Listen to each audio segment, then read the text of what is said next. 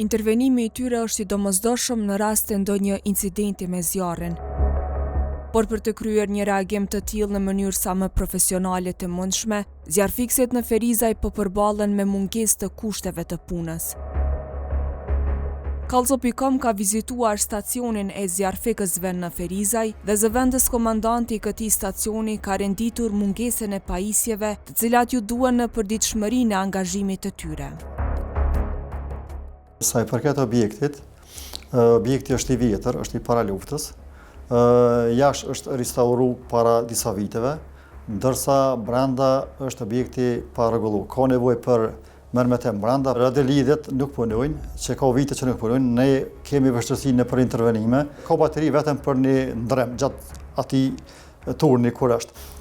Aparatet me plorë janë mungesë, është e vërtet, por problemi është që nuk po e merr kërkush tenderin. Ne kemi automjete të vjetra, domthonë në viteve të 80-ta, parafërsisht, edhe kemi prishje të shpeshta gjatë intervenimit. Nevojat kryesore janë rregullimi ose restaurimi i objektit brenda dhe të pajisemi me automjete të reja. Shpesh jemi detyruar të i rregullojmë automjetet edhe vetë, se nuk kemi pas mundësi as më dërgu te mjeshtri për rregullimin e tyre, sepse ka humbur kohë. Brenda objektit të zjarfikësve nuk ka kushte të duhura higjienike, ndërsa edhe hapësirat janë të vjetruara. Pavarësisht kësaj, zjarfikësit thonë se vazhdojnë çdo ditë të jenë në shërbim të qytetarëve.